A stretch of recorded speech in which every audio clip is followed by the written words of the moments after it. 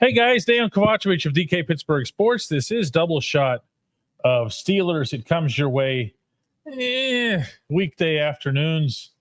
That's going to be for a little while here because we're going to be adjusting to things that happen in Latrobe. I was out there this morning, and Chris Halleck's been out there all day, and there's different things going on. There's still more to come. I came back downtown. He still has the run test at 4:00. They're not making him run. And then Mike Tomlin will be after the run test. Omar Khan just got done speaking. TJ Watt just before him, a bunch of other guys. And there's been, so far, there hasn't been like news. And I, as I've been saying for a while here, the one thing that I was most looking forward to today was hearing from Jalen Ramsey, really more than anybody, about what position he might be playing this season, because it's kind of important. And he was like all coy about it. And, you'll have to see how it goes and having some fun with it. Okay. I mean, I did offer that as a possibility to occur as well. So there wasn't like a ton in the way of, wow, this happened or that happened. We're going to be bringing in right after this brief break here. We're going to be bringing in Chris from out in Latrobe, and we're going to be talking about a whole bunch of stuff. In fact, why don't we just get right to that? Let's go right to the break and then bring Chris in. At DK Pittsburgh Sports, we take pride in coverage that connects our city's fans to their favorite teams. Now, that connection's stronger than ever. Introducing our all-new state-of-the-art app. Find expert inside reporting and original podcasts. Check live box scores. Track the latest stats. Chat it up with our community of thousands of fans, all in one place. The new app from DK Pittsburgh Sports. Coverage that connects.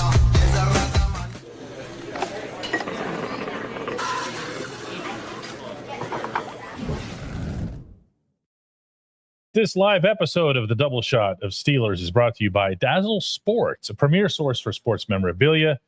From the National Football League to Major League Baseball, everything in between. Autographed memorabilia from your favorite athletes, including jerseys, photos, game-used items. You can also find cards and collectibles. Show them some love. Get 20% off on your entire order. Use the discount code DOUBLESHOT at checkout. That's double shot as in one word. Go to www.dazzle-sports.com. Dazzle Sports isn't just a store. It's where sports memories come to life. Hi, Chris, again, out in Latrobe. Feel like we just saw each other. We did. It feels like it's been a lot longer than it really has. There's just been so much going on over the past couple of hours. It's just crazy. I don't sound too echoey, do I? Life goes on. It's I mean, we're understanding what you're saying clearly, which is what counts. When there's a volume of stuff, but I don't know that there's been some big old headline from the day. Would you agree with that? I would agree, but actually what I'm in the middle of writing right now, and obviously there will be more detail and support for it based off of the things that have been said today, is these guys are all about business. I mean, how many guys showed up doing something silly, or, Vince Williams showing up dressed up like Stone Cold, or Aaron Rodgers dressed up like Nicolas Cage from Con Air, or anything like that. It just guys coming in and dropping their stuff off. And a lot of, even TJ Watt talking about, his contract situation. He was focused more on like, hey, I'm just glad that this got done so that this isn't a distraction. Yeah. Mm-hmm. So I think it's interesting that it just seems to be all business right now. That's kind of the vibe that I've gotten here today. Yeah, Mr. CJ's talking about our new setup and whatever. We're still working on it. This isn't it. Okay. I told you that the real training camp stuff starts tomorrow. We'll figure out exactly how things go then. That's when practices and all that other stuff. Today is a weird day where there's just access periods in the morning. Really, training camp starts tomorrow, and so will we with all of our stuff here. I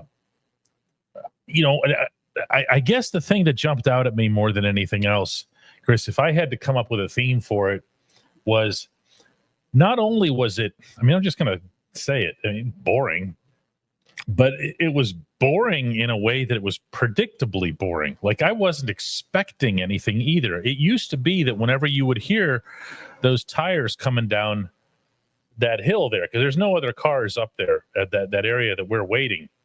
Mm-hmm. And we would hear them and we think, oh, here comes something.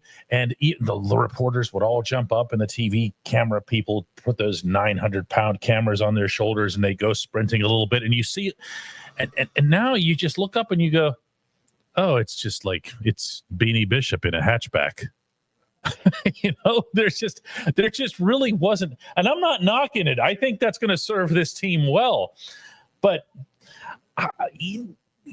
what about some swag, though? Chris, I want to see some attitude too. I think there's going to be plenty of that, but I think, and this might be intentional, that swag and that attitude is going to be on the football field. It's not going to be, heading into the dorm rooms at St. Vincent College. It's going to be, the fiery personalities of DK Metcalf and Jalen Ramsey, who have literally fought each other in previous matchups whenever they've played on different teams. I think that kind of stuff is going to show. I think, whenever there was talk earlier in the offseason about there needing to be more physicality, and TJ Watt spoke to that today. And, so when you take a defensive tackle in the first round, that's pretty much that's them sending the message, being like, this is what's important. And I think that's the kind of swag and attitude that you're going to see more often. And I think probably, if you're a fan of the team, you'd prefer that. You'd prefer that attitude be displayed on the field in between the lines, rather than trying to get any kind of clout or anything like that on social media. Yeah, when the way TJ was talking about it, and he says, that he wants the defense to be feared. He wants the defense to have that energy about it. Sometimes that can just come from facing a bunch of stone-faced professionals. Guys that aren't going to be intimidated, guys that aren't going to be impacted at all by your trash talk and other stuff like that.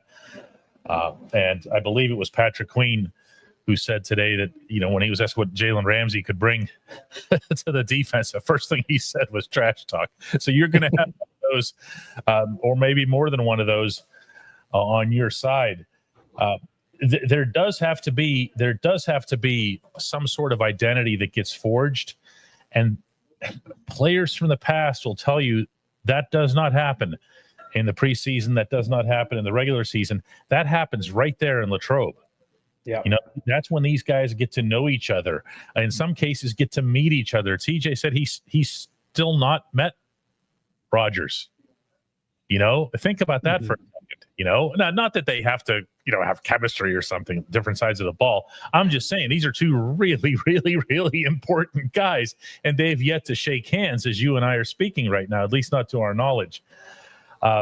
It's going to take some time. It is. It's going to take some additional familiarity, but I also think, Chris, and I'd love to get your opinion on this, especially after hearing from the players today and everything, as we did,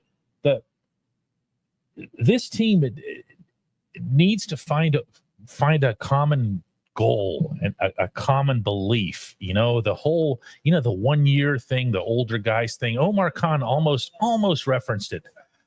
He, in a glancing blow in his press conference, by saying something like, well, next year we're going to be looking at future this, future that. Well, what's he saying about this year then? It's now. Yeah. He did say exactly that. He said, we're building the team to compete for a Super Bowl this year. Right now. Yep. Yeah. And that they've been pretty clear about that. But I do think that what Omar was saying when it came to like the future is that when you have 10 to 12 picks, and if you use all 10 to 12 picks, even if they trade away a couple and use 10, that's a lot of youth coming to your team. That's an infusion and a half. Yeah. So like, even if they were to, let's just say, use the Kansas City Chiefs package to move up in the first round, well, that's only trading away one current year draft pick. You can end up with 10 to 11 draft picks that I mean, again, that really is an infusion of youth. And so, yeah, next year will be different just because of that alone. But yeah, I do think that they need to find a common goal, but I do think that obviously their goal, if you ask any of them, it's going to be to win the Super Bowl. But I do think, I'm sorry, but I do think for the defense, the thing that I keep hearing, and when TJ started speaking like the way that the Steelers of old talk about, like, playing like the Pittsburgh Steelers, and people when they face this team and they know who they're facing, they said, if we need to be talking about that more, then we need to be doing that whenever we need to do. That was like the first time I was like, oh, okay, this TJ is now becoming like that kind of a guy. Not that he already wasn't. He's already the greatest pass rusher in franchise history, but that hit a little bit different today. Yeah, there was a lot about TJ's demeanor in a good way that I thought hit a little bit different. That wasn't the normal TJ. Carol comes in with 20 gifts. We appreciate you, Carol, as always. I hope you know that. Our barber dropped a couple bucks here. I'm not sure what a 2000 W is with slashes in there. I see the Norseman, so I'm going to think that's some Norwegian currency. I really don't know. Feel free to share.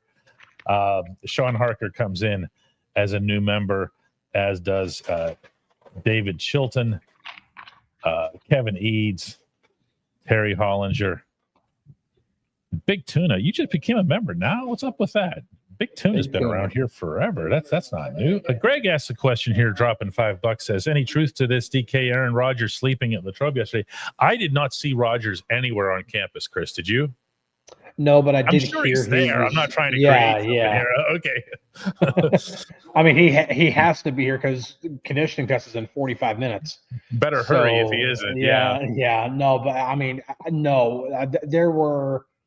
I mean, shoot, when Jalen Ramsey was first seen, he was on a golf cart and was literally driven right past us to around the other side. And the next time we saw him wasn't until, I think, at least an hour later. Mm-hmm. And then he was brought out through the front doors by the team's PR. So there are players who have – I mean, we didn't even see Cam Hayward today. Like, you would think of, like, all the Cam. I mean, there's something about those upper steps where we were waiting for people there. That's not a Ben Roethlisberger, Troy Polamalu thing. So I wouldn't be surprised if it wasn't a Cam Hayward thing. Just saying. And there's no controversy about that. Well, who cares if they stop and talk to us or not? That doesn't matter at all. There's a sense of some issues that came from some of these guys as well individually, and that's the way it works. The player stops, we talk to them, and we're going to talk to them about issues. Some of them are going to be broader, but some of them are going to be specific to them. Some of them are going to be specific to their positional group. I'm going to share with you here real quick a couple of questions that I had for Spencer Anderson about, well, you know what? How do you feel in general about the offensive line that you have, the whole room, the depth that you've got? I feel like we're in a good spot. Obviously, we brought back the majority of the guys we had last year. We have some younger guys. I mean, I know we say young, but I mean, Mason's older than me, and but I mean, they're young as far as NFL playing days, like Zach, Troy, and Mason. So I feel we're in a good spot. We got good leaders in Max, Isaac, obviously, and then Calvin. So I think we're in a good spot. From your own standpoint, you played all these positions and everything else here. What do you see yourself as this season? Being a guard. I think my tackle days are put to rest, but I don't know. We'll see. Wherever I'm needed, I'll be at, and put my best foot forward. Spence is a dude. Mm-hmm. I just want to throw that out there. Spence is like he is seen internally as a dude. I'm going to try to find a way to translate that for everybody, because I get it when I could tell Chris knew exactly what I meant when I said that. Players love him. They gravitate to him. They don't treat him like he's a backup. As you can see, he doesn't carry himself like he's a backup. He's on a guard. He pointed out there, if you heard it slyly there, that he's got some seniority on, that he's younger actually than Mason McCormick. Mm-hmm. So he's saying that, his ceiling hasn't necessarily tapped out yet either. So, there were a couple of players who I don't want to say they made waves. We're not looking to stir up stuff here or whatever. But when you have, Robert Woods saying, I'm WR1. I consider myself to be that, even though DK Metcalf is here. Okay, that's the way you have to approach the camp. Don't take this stuff too seriously, everybody. They have to go in there thinking, believing that they're capable of being one. That's why they're there. They're there to get on the field to play football. And to do that, you usually have to be a one. Yeah, no, I mean, you expect that kind of mentality from players. And this is the time of year in which it should come out probably more than ever. I mean, if Spencer Anderson should be coming into this camp with the mentality that he's going to beat out Mason McCormick for the job at right guard. That should be his mentality. I mean, it should be. Because if that's not his mentality, if he's complacent, that's the easiest way to get Mike Tomlin to say, yeah, I don't need you. We'll dump you for a seventh rounder, or you just won't make the 53 at the end of August. So yeah, it doesn't surprise me. And knowing and having a lot of conversations with Spencer, especially last season, like, he's a very determined person, and he will. I expect him to go into this camp with a full head of steam. Well, see, I want this. I want this. I've been saying for a while here, and you heard me ask Spence the question directly here. What's he think of the offensive line's depth? Well, he's part of that. Okay, Calvin Anderson's a really, really important player in this camp, and nobody's going to even know his name. He is the backup tackle on either side. Okay. Mm-hmm. So something happens to Troy Fautanu, he's your right tackle. If Broad underperforms again, Broderick Jones, then he's your only prayer for pushing him or for showing that you could have somebody else over there if needed. There is not a situation like there was last year where you had Dan Moore. And remember when Broad struggled mightily in Denver and with whatever that was, 19 consecutive holding flags. And that Mike Tomlin could just look and find, Troy Fautanu and say, oh yeah, here you other first round pick, go out there and take his place. That doesn't exist in this scenario. And I still can't get past that as issue number one for this football team, unsexy as it is. No, it is. And even then, the depth is important because, as you said, if any of these starters begin to fail or they get injured, those guys get thrust into the 2022 season, in which you have the same starting 5 offensive linemen all 17 games. That doesn't happen very often. Spencer Anderson is going to play in 2025. Calvin Anderson will likely play in 2025. It just obviously, given the Steelers situation, you would hope that they don't have to play that often. That being said, even for some of the starters, Troy Fautanu talked today, and he talked about how much he's been waiting to get to this moment of playing football again. And he talked about how hard it was.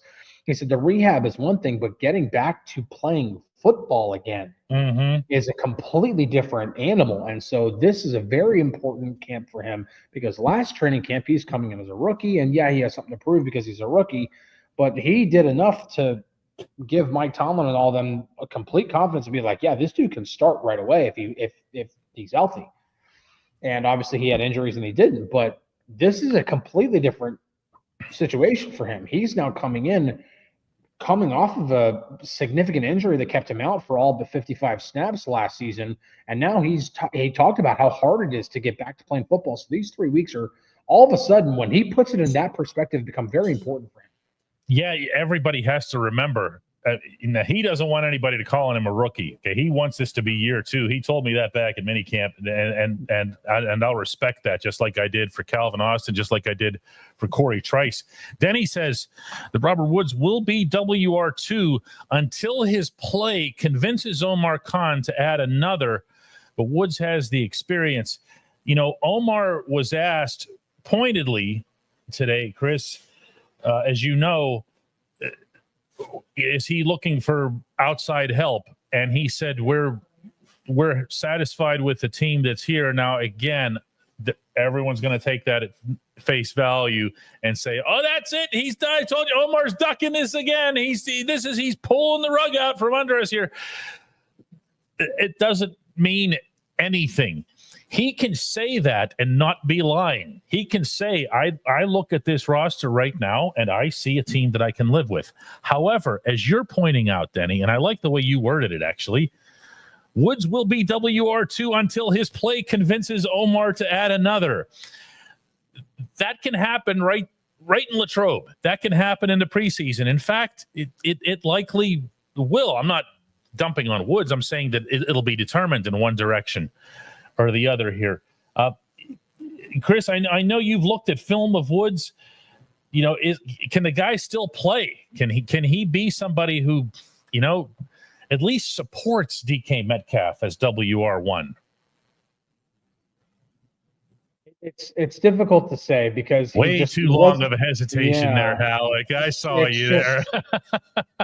He just, like, I go back to, I mean, last year, now granted, last year he was in a very, very, very deep wide receiver room in Houston. I mean, even before they added what they did this past offseason, they had a very good and deep wide receiver room last year. And I think it's all up here. He definitely has it all between the ears. You just got to wonder at this stage. I mean, can he still be productive? Can his body outsource the job pretty much, to steal from the phrasing of a John Mulaney joke? It's just difficult. Receivers age differently than most guys, but Omar did say he kind of gave himself an out with that whenever he said, you know, the training camp is about evaluating, and they might get through a week of training camp and he might say, yes, right now I'm very satisfied with the way the team looks, the roster looks. In a week's time, he might be singing a different tune. He also might not, because he talked about how much he loves Calvin Austin and Roman Wilson too. So we'll see. And you know, think about this too. Consider the alternative. Consider Omar being asked that question, and then Omar saying, oh, God, yes. Are you kidding? Did you see these guys we have? Oh, I can't wait to get another WR2. It's at the top of my list. As soon as I'm done with you guys, it's all I'm going to do is chase down a WR2, because these guys just suck. I mean, he has nothing to gain from that. He wants the people, and he should want the people who are there physically on the campus at St. Vincent to rise up. Oh, so why denigrate them in advance? Makes no sense. There's nothing to it. Don't read into that is all I'm saying. I'm not, saying he's absolutely going to go get one. I believe that he will, but that doesn't mean much. Lester Holmes comes in with a $5 contribution and asks, would you give up a significant draft pick in 2026 to acquire a wide receiver now? Or would you roll with the core that you have? Do you have to give up a significant draft pick, Chris? I mean, Terry McLaurin, I don't think you have to. Yeah. Yeah. I mean, I think Steelers fans are hoping that things continue to fall through with Terry McLaurin and the Commanders, and that he becomes available. I mean, I think everybody should, but that doesn't mean it's plausible. And even then, I mean, I don't think anything can look as bleak as it did between Brandon Ayuk and the 49ers last year. And then all of a sudden, out of nowhere, they get an extension done, and then no trade happens. I mean, Steelers and 49ers had a trade in place that as soon as the 49ers decided, we're trading Brandon, all he had to do was pick up the phone and call Omar. They didn't need to do anything other than submit the paperwork to the league. Everything was ready to go in case they decided to trade, and it didn't happen. Like, they got it done. I just don't think that we're at this stage, and I don't know if the Steelers want to go down that road again. That being said, Omar is never one to turn away from something if it's a possibility to make the team better. So I think that's why you go into training camp. You get to a certain point where you're like, okay, enough additions. Let's at least get to training camp, what we have, and then let's reevaluate in however much time, whether it be a few days, a week, 2 weeks, however long. let's reevaluate, let's see what else is out there, and then possibly make any additions elsewhere. Because again, there will be moving pieces over the next several weeks until teams finalize their 53-man rosters at the end of August. I'm going to take a couple more today here. Sergio says, when should Omar make the move, in your opinion? I'm going to assume you're talking about WR2 as opposed to safety depth or whatever. By the way, Juan Thornhill was one of the people who stopped to be interviewed, and he doesn't know what the plan is for him. Or Mike Tomlin told all these guys to shut up before today. There was just way too much commonality to this. That if there's going to be anybody talking about what the positions are and who they are, it's going to be Tomlin himself later this evening after the run test. And even then, like Chris and I were talking about in the grass earlier, it might not even happen.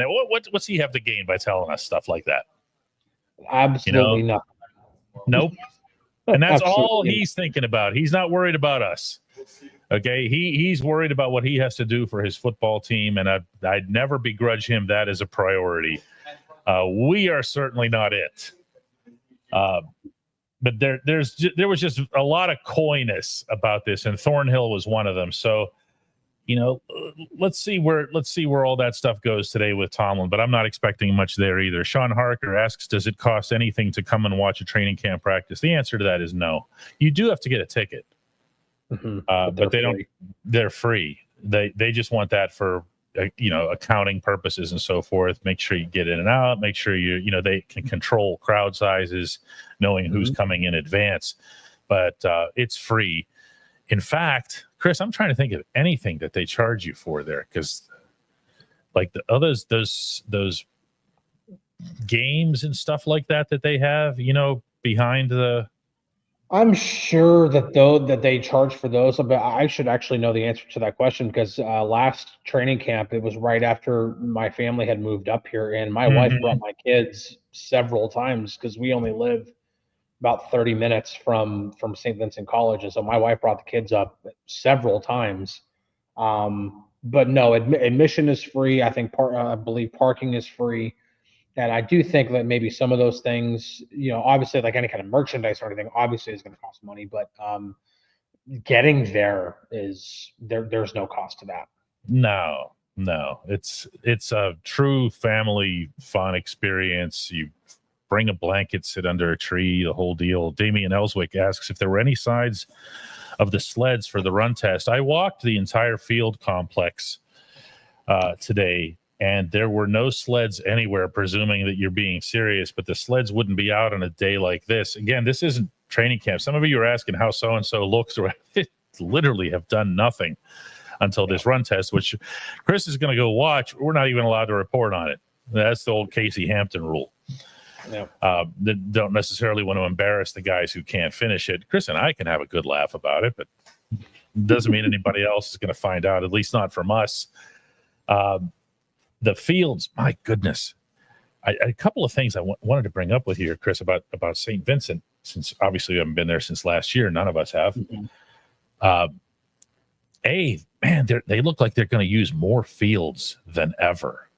I see 5 looking like they'll all get utilized, as opposed to, how they would just leave the one over by the locker room. They would leave that just for the kickers and the specialists.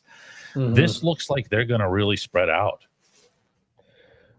Yeah, they're in. I mean, there were some fields in some really good shape, and then obviously there's the artificial grass one that's right there that they typically go on whenever it's raining, so they don't tear up the fields. Like I do remember they went over there during a training camp, not last year because there wasn't a day where it did it, but there was another training camp that I've covered in which it was like a torrential downpour, and that's where they went so they didn't tear up the field.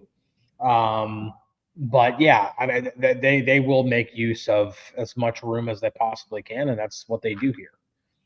Yeah, there's also, speaking of, some of you were mentioning weather conditions, under construction. And I was told by an official there that this thing shot up out of the ground like this.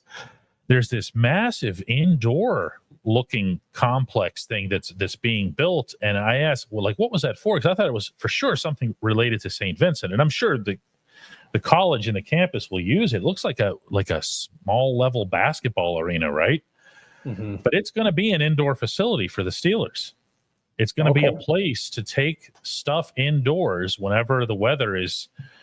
That way they don't lose practice time in the 17 days or whatever that they're there. But I'm going to say this again. I really hope the college gets to use it too, since it's going to be sitting there for the other 340 days of the year. You know what I'm talking about, Chris? It was across the parking lot from the Mr. Rogers Center. Yeah, you can't miss it. Like, can't miss it when you drive onto campus. You guys are all going to see it when you go there. It's like, what in the heck is that? Looks like a UFO landed. Right there on the heart of the campus. So, Justin Watson says the field gets unbelievably soft when it rains. That field is soft all the time. If you're talking about Chuck Noll Field, it feels that way all the time. Mm-hmm. And yes, it does get even more so. Let's take a couple more questions today. Damian says, do the Steelers replace or finance the grass for the college, or does the college just know what quality they have to have? There's just a constant communication. I can answer that for you. Ramon Foster actually serves on the board of St. Vincent.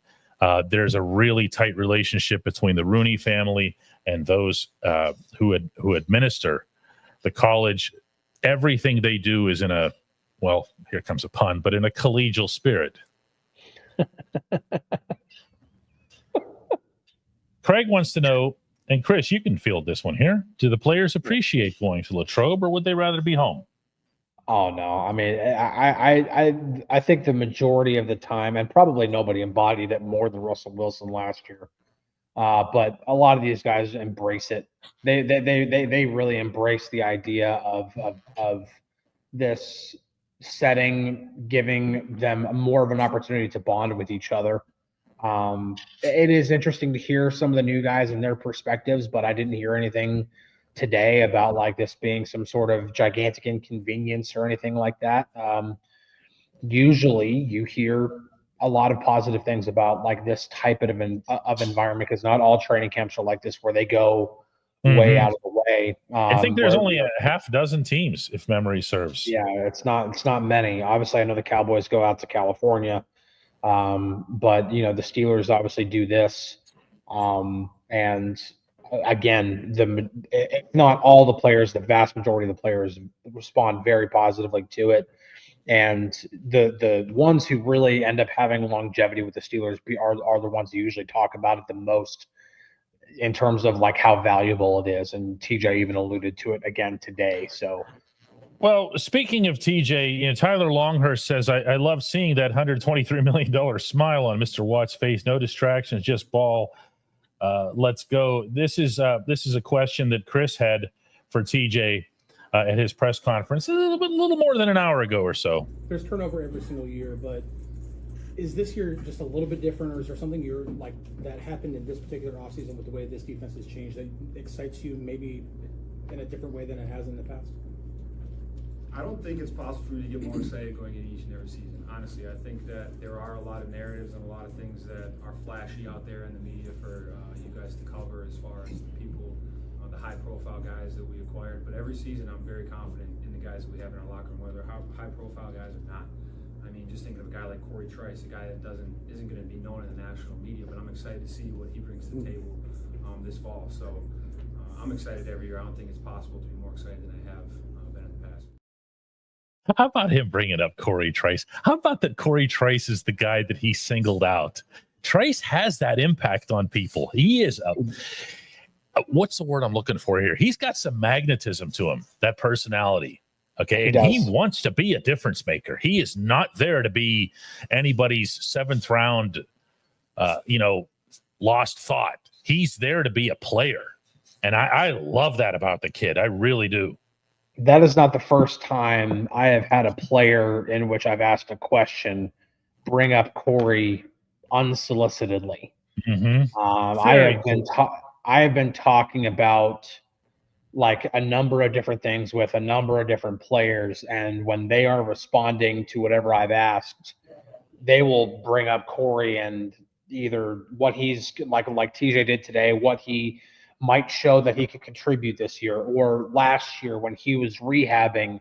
I was talking with a couple of the other guys who are also rehabbing, and they talked about Corey's work ethic and how hard he was working to get back. and saying like, dude, that dude has one of the best work ethics in this entire room. And when you, and so when you hear that kind of stuff, like when you hear the teammates rave about him, and then you look at the depth chart and you're like, I can't picture him any higher than 5th on the depth chart right now. So yeah, he has a lot to prove, because you've got Joey Porter Jr. and Darius Slay and Jalen Ramsey and Brandon Eccles at least ahead of him. And you got Corey Trice, who's going out there. It's year 3, and he's battled injuries. There's a lot to prove, but when you have TJ Watt bringing him up unequivocally, like unsolicitedly. I love it. I have a feeling it's going to become a thing too, just the way it was when Aaron Rodgers brought up Darnell Washington, and everybody made it sound like they were all of a sudden became brothers or whatever. Mike in Texas says, DK, I saw what you were talking about with TJ's upper body. What'd you think, Chris? Did he look different? It was kind of hard to tell because he was wearing a long sleeve shirt. And he even said that he's at the same weight that he normally is. So sometimes it's just a photo. Like he had his arm like this, and you do that, you can flatten it out or whatever and make it look like it's a bicep and a half. I'm not suggesting TJ's some wimp or whatever. Don't get me wrong here. I'm just saying that one photograph that had everybody talking, the one of him and Nick Herbig together working out about a week ago, TJ looked like he put on like 50 pounds, but all of it in his arms and his muscle. Our last question for the day comes from Scott Sansom. He says, DK and Chris, are there any thoughts about paying TJ that it forces a price tag on Hendrickson? Man, why do we care about him? He plays for the Bengals, or actually he doesn't even do that.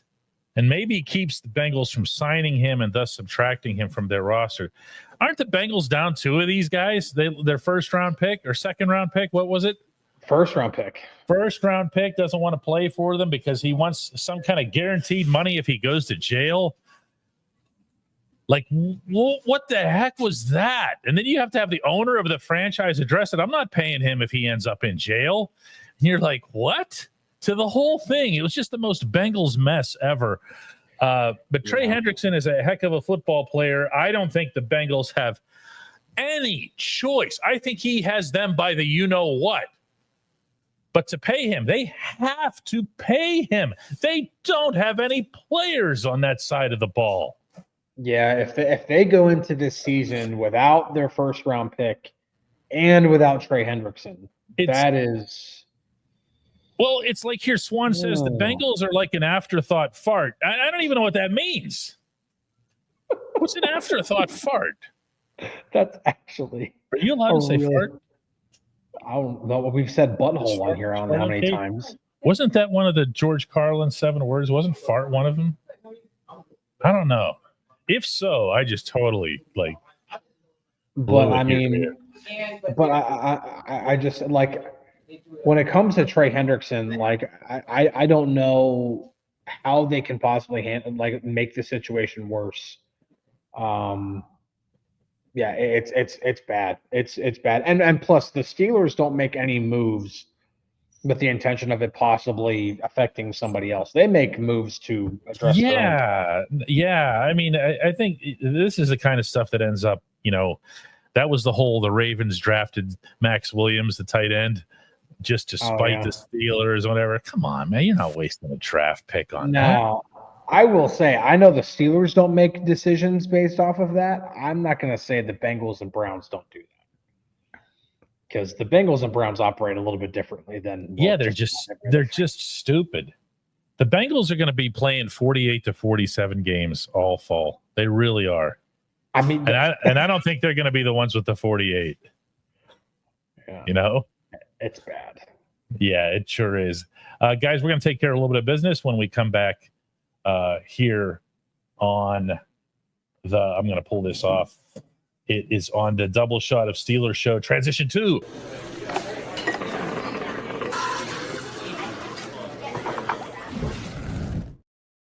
See how I embarrass him when I do stuff like that? He's going, man, they know hilarious. It's Transition 2. It's like, let's get Chris out to the run test there so we can see how Chris fares against the athletes. Oh, my gosh. I want to thank Lester for the $5 contribution. Carlos for 500. That looks like Mexican pesos. I guess that's what that is. Appreciated no matter what it is. Thank you, Carlos. And cheers right back to you in Acapulco. John came in with 5 gifts. Carrie with the usual 1. David became a new member. Sean became a new member. The Norseman came with 5 million W swishy something through it. So we really appreciate that. Again, we don't know how much that is, but we appreciate you regardless of how much it is. And I think that's Norway. Don't ask me how, from Norseman. Yeah, I couldn't deduced that one. No, Carol came in with 20 gifts. We always appreciate you. The Barber is excited for football season. I'm excited that Big Tuna, Terry Hollinger, and Kevin Eads all became members today. You guys are the best. Tomorrow's the real deal. Tomorrow's practice, and you see now that we're at 20,000 or 2,013 members. That's not enough. We need to get to 3,000 for us to be offering members only programming and that sort of stuff. Let's get those numbers up. Dwight Jefferson just popped in this second with 10 gifts. Be sure to capitalize on those and get your own too. dkps.net/join. 2013 members. Let's get to 3,000. Chris, I'll see you out there tomorrow. Pass that run test, baby. Yeah. So you want to see something funny? My mom just sent this to me. You want to see the last time I played football? I was that little munchkin right 8-0. Wow. He had the shoulder pads just to make him look like he was Darnell Washington at that time. Those shoulder pads. The first thing I said when my mom sent that to me was, those shoulder pads are massive. Massive. They look like they were the workout. Like just wearing the shoulder pads constituted the workout. So at that age, I could run a 4.8 40. And I swear those shoulder pads would have slowed me down by at least 0.2 of a second. I'm sure. Well, take him out to the run test. Carol wants to see you run, Chris, run. Oh, no. Let's get it going here. I think I could break 6 seconds in the 40, but I don't think I could break 5.5. We'll see. That's something. All right, guys, let's hook up again tomorrow from Latrobe.